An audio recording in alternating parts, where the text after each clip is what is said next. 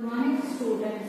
आज हम आपकी जो बुक है डेवलपमेंट ऑफ इंडियन इकोनॉमी, भारतीय अर्थव्यवस्था के विकास, जिसका चैप्टर 5 कर रहे थे, उसमें हमने हमारा जो प्रीवियस वीडियोस में हमने पढ़ा था कि what is an human capital क्या है, उसके सोर्सेज क्या क्या है, वो कैसे फिजिकल कैपिटल, ह्यूमन कैपिटल में क्या डिफरेंस होता है, क्या सिमिलरिटीज होती हैं, वो कैसे हमारी इकोनॉमिक ग्रोथ में हेल्प करती हैं। आज हम हमारे वीडियो में देखेंगे कि ह्यूमन कैपिटल और ह्यूमन डेवलपमेंट, मानव पूंजी और मानव विकास क्या है।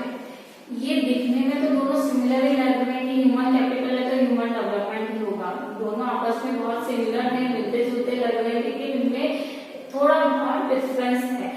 ह्यूमन कैपिटल का जो कंसेप्ट है, ह्यूमन कैपिटल की जो अवधारणा है, वो है ये है कि शिक्षा और स्वास्थ्य के लिए जो इन्वेस्टमेंट होता है, जो निवेश होता है, एजुकेशन और हेल्थ में जो इन्वेस्टमेंट होता है, वो लेबर की प्रोडक्टिविटी को बढ़ाता है, इस पे बेस्ड है। इसका ह्यूमन कैपिटल का जो कंसेप्ट है वो एजुकेशन और हेल्थ में इन्वेस्टमेंट से उनकी प्रोडक्टिविटी में कितनी इंक्रीज होती है उस पे बेस्ड है, श्रम की उत्पादकता में कितनी वृद्धि होती है, इस अवधारणा पे बेस्ड है। जबकि मानव विकास जो है वो इस कंसेप्ट पर बेस्ड है कि शिक्षा और स्वास्थ्य पर जितना भी हम एक्सपेंडिचर करते हैं, इन्वेस्टमेंट करते हैं, उससे मानव कल्याण बढ़ता है, मानव कल्याण की भावना बढ़ती है और लोगों में चयन करने की, सिलेक्शन करने की कैपेबिलिटी का विकास होता है। ध्यान दीजिएगा कि ह्यूमन जो कैपिटल है इसमें शिक्षा और स्वास्थ्य सीधे प्रोडक्टिविटी से जुड़े हैं, जबकि ह्यूमन डेवलपमेंट में जो हेल्थ और एजुकेशन है वो वेलफेयर से जुड़े हुए हैं। जो मानव पूंजी है, ह्यूमन कैपिटल है, वो मानती है कि जो शिक्षा और स्वास्थ्य में जो निवेश किया गया है वो अनुत्पादक है, तो वो निवेश किसी काम का नहीं है। मानव में कैपिटल में, मानव पूंजी में जितना भी निवेश किया है एजुकेशन और हेल्थ सेक्टर में, अगर उससे हमें कोई प्रतिफल या प्रॉफिट नहीं मिलता, उसका कोई बेनिफिट नहीं मिलता, तो वो अनुत्पादक है, वो हमारे किसी काम का नहीं है। जबकि ह्यूमन डेवलपमेंट की जो कंसेप्ट है वो ये मानती है कि चाहे एजुकेशन और हेल्थ का हमने इन्वेस्टमेंट किया है, उससे कोई प्रोडक्टिविटी तो नहीं हो रही, श्रम की उत्पादकता भले ही ना बढ़े, लेकिन उससे इंसान का, व्यक्ति का, मानव का कल्याण हो रहा है, ह्यूमन वेलफेयर हो रहा है। इस कंसेप्ट पर वो बेस्ड है। ह्यूमन जो कैपिटल है वो साधन को, वो एक साध्य के रूप में है, उसके द्वारा हम हमारी इकोनॉमिक ग्रोथ, इकोनॉमिक डेवलपमेंट को बढ़ा सकते हैं। और जो मानव विकास की अवधारणा है वो ये मानती है कि बेसिक एजुकेशन और बेसिक हेल्थ जो है वो सभी को मिलना चाहिए, इससे उनके वेलफेयर की, उनका वेलफेयर होता है, उनका कल्याण होता है। जबकि मानव पूंजी, ह्यूमन कैपिटल मानती है कि अगर हेल्थ और एजुकेशन में हमने इन्वेस्टमेंट दिया है तो उनसे हमें किसी न किसी प्रकार की प्रोडक्टिविटी मिलनी चाहिए। और मानव विकास का ये भी मानना है कि प्रत्येक मानव को, हर एक व्यक्ति को साक्षर और स्वस्थ होने का राइट होता है, अधिकार होता है। तो हम देख रहे हैं कि दोनों सिमिलर है, लेकिन थोड़ा बहुत अंतर है। जहाँ मानव पूंजी प्रोडक्टिविटी पे ध्यान देती है, वहाँ मानव विकास, मानव कल्याण पर ध्यान देता है। फिर इसके बाद स्टॉप। अब हम देखते हैं कि भारत में state of human capital formation in India, Bharat में मानव पूंजी निर्माण की स्थिति कैसी है। तो हमें अभी पता पड़ चुके हैं कि what are the sources of human capital. Bharat में जो मानव पूंजी के सोर्सेज है, शिक्षा, स्वास्थ्य, ट्रेनिंग, इंफॉर्मेशन, ये बेसिक इसके सोर्सेज है। और हेल्थ और एजुकेशन, जो शिक्षा और स्वास्थ्य, इसका सबसे बड़ा मेजर सोर्स है जिससे हमारी इकोनॉमिक ग्रोथ होती है। तो ये, और हम ये भी जानते हैं कि हमारी जो कंट्री में गवर्नमेंट है वो सेंट्रल गवर्नमेंट ज्यादा रूल करती है, संघीय प्रशासन है जो कि सेंट्रल लेवल पे, स्टेट लेवल पे और लोकल गवर्नमेंट पे, केंद्र, राज्य और स्थानीय निकायों के रूप में काम करते हैं। और स्थानीय निकायों में नगर निगम है, नगर परिषद है, नगर पालिका है, ये लोकल लेवल की गवर्नमेंट्स हैं जो कि स्टेट में किसी भी कार्य को करने के लिए अपनी भागीदारी निभाती है।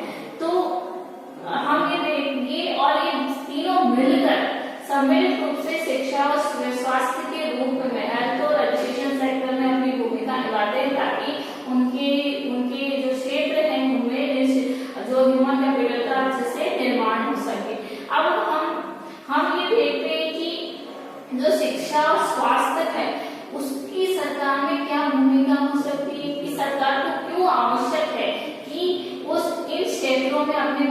जिम्मेदारी निभाए ताकि मानव पूंजी का निर्माण हो सके।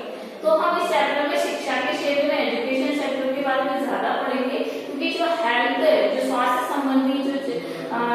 संबंधी जो कार्यक्रम है वो आपकी इस पुस्तक के आगे के चैप्टर नंबर 8 में उसका हम डिटेल से स्टडी करेंगे। तो यहाँ पे हम शिक्षा के क्षेत्र में देखते हैं कि शिक्षा के क्षेत्र में सरकार की क्या भूमिका हो सकती है, शिक्षा के क्षेत्र में सरकार को आना या आगमन क्यों आवश्यक हो सकता है। इसके लिए हम एग्जाम्पल देते हैं कि सपोज कोई बच्चा है, वो बीमार हो गया, उसे हमने किसी हॉस्पिटल में एडमिट कराया, उसको भर्ती कराया, लेकिन वहां पे उसको कोई लाभ नहीं हुआ और फिर हमने उसे जाकर किसी और हॉस्पिटल में या और स्वास्थ्य केंद्र पर उसको एडमिट कराया।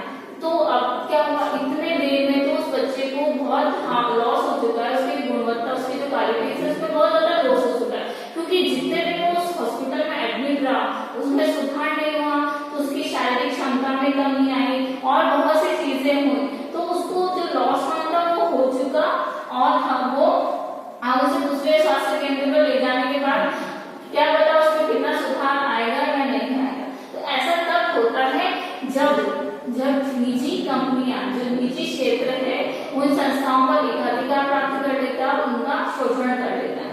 क्योंकि हम जानते हैं कि शिक्षा और स्वास्थ्य में जो एक्सपेंडिचर होता है उससे निजी, प्राइवेट और गवर्नमेंट सेक्टर दोनों को प्रॉफिट होता है। तो जब दोनों को प्रॉफिट होता है तो दोनों ही सेक्टर इस एरिया में काम करना चाहते हैं, लेकिन निजी सेक्टर, प्राइवेट सेक्टर को खुद के प्रॉफिट से ज्यादा मतलब होता है, दूसरे लोगों के प्रॉफिट से इतना मतलब नहीं होता, उनके वेलफेयर से इतना मतलब नहीं होता, तो वो लोगों का शोषण कर देते हैं, जैसा कि हमने इस एग्जाम्पल में देखा। क्योंकि अब तक उस बच्चे की स्वास्थ्य में काफी हानि हो चुकी थी और बहुत ज्यादा नुकसान हो चुका था। तो ये सब निजी क्षेत्र में वो जब कोई किसी क्षेत्र में एकाधिकार मोनोपोली ले लेता है तो शोषण कर लेता है। तो यहाँ पर उसकी जो गवर्नमेंट है उससे अपनी भूमिका को निभाना बहुत ज्यादा जरूरी हो जाता है। यहाँ पर हम शिक्षा के क्षेत्र में देख रहे हैं, तो शिक्षा के क्षेत्र में सरकार ने बहुत सारी जो इंस्टीट्यूशन है, संस्थाओं का निर्माण किया है, जिसमें स्कूली शिक्षा के क्षेत्र में तो राष्ट्रीय शैक्षिक अनुसंधान एवं प्रशिक्षण परिषद, national council of educational research and training, जिसे हम एनसीईआरटी के नाम से भी जानते हैं, जो कि जिसकी पाठ्य पुस्तकें, जिनकी बुक्स आपके सिलेबस में भी इस वर्ष से चालू की गई, वो देखती है। और कॉलेज लेवल पे विश्वविद्यालय अनुदान आयोग, जिसे हम यूनिवर्सिटी ग्रांट कमीशन भी कहते हैं, वो देखते हैं। और टेक्नोलॉजी सेक्टर पे राष्ट्रीय तकनीकी संस्थान, ये शिक्षा के क्षेत्र में काम करते हैं, जिसमें सरकार की भूमिका होती है। और सरकार ये चाहती है कि जो शिक्षा में लोगों के जो कैपिटल फॉर्मेशन हो, जो ह्यूमन फॉर्मेशन है, मानव पूंजी का जो निर्माण है वो अच्छे से हो सके और उनकी प्रोडक्टिविटी मिले।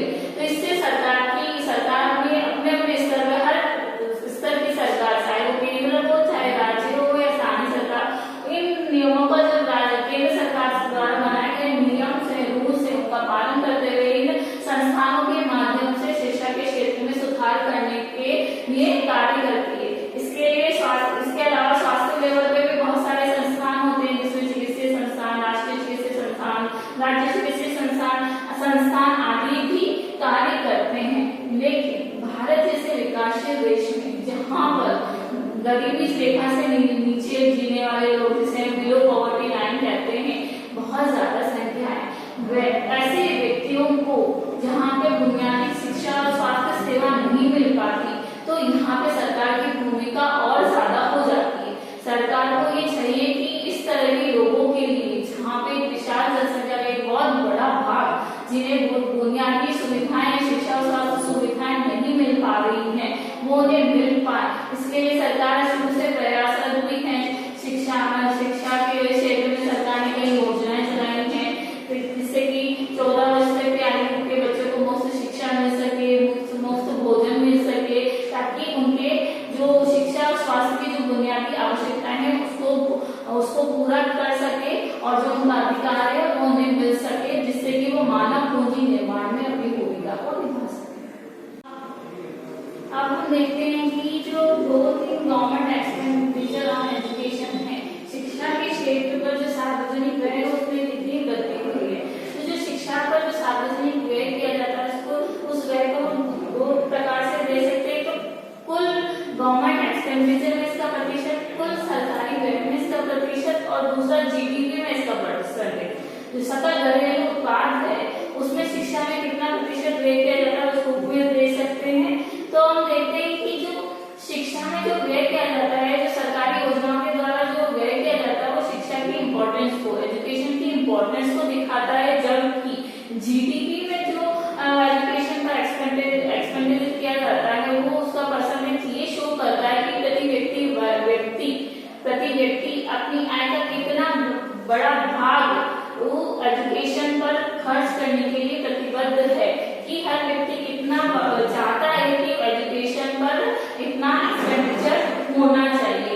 से हम एक डेटा के द्वारा देख लेते हैं। हम देखते हैं कि जो गवर्नमेंट एक्सपेंडिचर था 1952 में जो कुल सरकारी व्यय था वो 7.92% था, जो कि 2014 में 2014 में बढ़कर 15.4% हो गया। जबकि जीडीपी में जो इसका परसेंटेज था वो 0.64% से बढ़कर 4.13% हो गया। तो कुल मिलाकर तो हमारी चाहे सरकारी व्यय हो चाहे हमारी जो जीडीपी में इसका परसेंटेज हो उसको वो दोनों ही क्यों ना हो उसके परसेंटेज को में वृद्धि हुई है। इसके अलावा हम देखते हैं कि जो हमारी जो बड़ा हिस्सा है वो बहुत बड़ा एजुकेशन का है हिस्सा वो सरकार प्राथमिक शिक्षा पे ज्यादा खर्च होता है। हम ये देखते हैं कि अगर हम सरकारी और निजी वर्ग दोनों को शामिल कर लें तो हमारी जो एक्सपेंडिचर है वो ज्यादा होना चाहिए, लेकिन जो हमारे प्राथमिक शिक्षा पे एजुकेशन का ज्यादा होता है, जबकि हायर एजुकेशन पर शिक्षा का खर्च बहुत कम होता है। लेकिन एवरेज रूप में देखें तो हायर एजुकेशन में ज्यादा खर्च होता है। क्यों? क्योंकि हायर एजुकेशन में ज्यादा पैसों की और ज्यादा इन्वेस्टमेंट की जरूरत होती है, प्राइमरी एजुकेशन में इतनी एक्सपेंडिचर की आवश्यकता नहीं होती। इसका मतलब ये नहीं कि हम अपना जो पैसा है वो हायर एजुकेशन से हटाकर प्राइमरी एजुकेशन पर लगा दें, लेकिन क्योंकि हमें हायर एजुकेशन से एजुकेटेड ट्रेन्ड पर्संस की आवश्यकता होती है हमारी प्राइमरी एजुकेशन को इंक्रीज करने में, उसको बढ़ाने के लिए। तो शिक्षा पर सरकार को शिक्षा के प्राथमिक और प्राथमिक शिक्षा के प्रचार के सामने काफी व्यय करने की जरूरत है। अब हमारे डिफरेंट स्टेट्स में देखें तो शिक्षा पर जो सार्वजनिक व्यय किया जाता है उसमें काफी अंतर होता है। जैसे हम हिमाचल प्रदेश में देख लेते हैं तो हिमाचल प्रदेश में जो शिक्षा पर व्यय किया जाता है वो 34,600 के करीब खर्च किया जाता है प्रति वर्ष, जबकि बिहार में हम देखें तो ये खर्च 4,000 रुपीज के बराबर है। तो मतलब कितना अंतर है। एक एरिया में एक स्टेट में जो एजुकेशन में बहुत ज्यादा खर्च हो रहा है और दूसरे स्टेट में इंडिया के भारत के दूसरे स्टेट में एजुकेशन में बहुत कम एक्सपेंडिचर हो रहा है। जब 1964-66 में एजुकेशन कमीशन आया था, शिक्षा आयोग आया था, उनका भी मानना था कि कुल जीडीपी का कम से कम 6% जो एक्सपेंडिचर है वो एजुकेशन में होना चाहिए। लगभग 6% जो व्यय है वो शिक्षा के क्षेत्र में होना चाहिए था, जबकि हमारा कितना हो रहा है, लगभग 4% ही शिक्षा के क्षेत्र पर व्यय हो रहा है। इसके अलावा 2009 में जो फ्री मुफ्त और अनिवार्य शिक्षा कानून आया था, फ्री एजुकेशन का जो लॉ आया था, जो कि तापस मजूमदार कमेटी ने दिया था, उसके अनुसार उनका भी मानना था कि शिक्षा में व्यय को बढ़ाना होगा। जो तापस मजूमदार कमेटी है उनका मानना था कि 1988 से 1999 से लेकर 10 वर्षों तक करीब लगभग 1.3 करोड़ रुपीस हमें प्राइमरी एजुकेशन पर खर्च करने होंगे। 1.3 लाख करोड़ रुपीस हमें प्राइमरी एजुकेशन में शिक्षा के क्षेत्र में व्यय करने होंगे। मतलब कि हमें हमारे शिक्षा पर बहुत ज्यादा एक्सपेंडिचर करना होगा, निवेश करना होगा, ताकि हम हमें ज्यादा से ज्यादा मानव पूंजी का निर्माण कर सके। अभी हमारे व्यय में बढ़ोतरी तो हुई है, वृद्धि तो हुई है, लेकिन वो काफी नहीं है, उसमें वृद्धि की आवश्यकता हुई है। और जो कि पहले भी हम देख चुके कि हमारा जो जीडीपी है उसका 6% व्यय होना चाहिए, लेकिन 4% हो रहा है। तो अभी हमें आगे तक बहुत कुछ उसमें एक्सपेंडिचर करने की जरूरत है। अभी भी सेंट्रल गवर्नमेंट में है शिक्षा उपकर के सब टैक्स लगाया है, 2% सब टैक्स लगाया है, जिससे जो भी इनकम होती है उसे हम प्राइमरी एजुकेशन पर एक्सपेंडिचर करेंगे।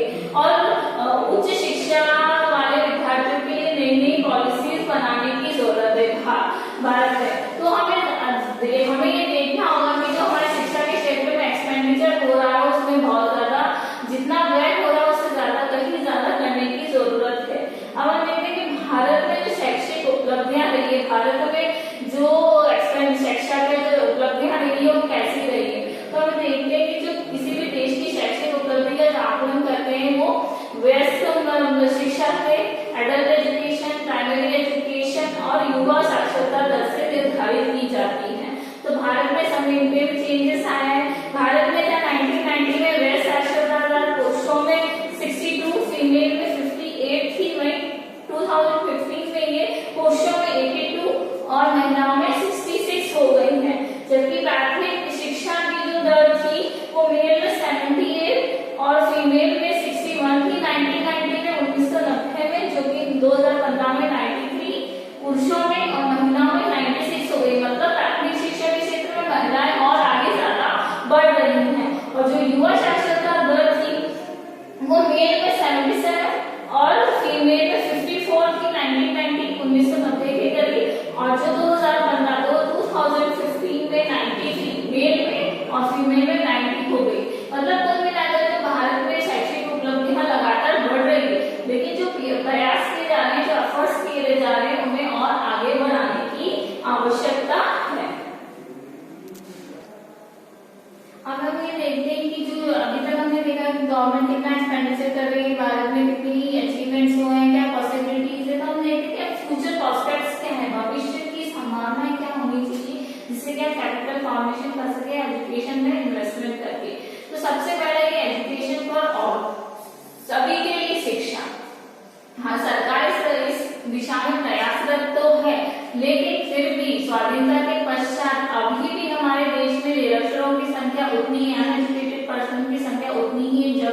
जबकि हम इंडिपेंडेंट हुए थे, स्वतंत्र हुए थे, उस समय जो संख्या थी वो अभी तक बरकरार है। परसेंटेज में तो इम्प्रूवमेंट आया है, लेकिन जैसे जैसे पॉपुलेशन भी बढ़ी है तो उस हिसाब से जो हमारी जो लिटरेसी रेट बढ़नी चाहिए थी वो बढ़ी नहीं है, अभी भी वही रेशियो है। और जब 1950 में 1950 में हमारा कॉन्स्टिट्यूशन बना था, हमारा संविधान बना था, तो उसमें नीति निर्देशक तत्वों में कहा गया था कि जो हमारा संविधान बनने के 10 वर्षों के भीतर, विद इन 10 इयर्स, जब हमारा कॉन्स्टिट्यूशन कंस्ट्रक्ट हुआ था, निर्माण हुआ था, 10 वर्षों के भीतर ही 14 वर्ष तक के बच्चों के लिए अनिवार्य शिक्षा होनी चाहिए, या सभी बच्चे शिक्षा प्राप्त कर लेने चाहिए।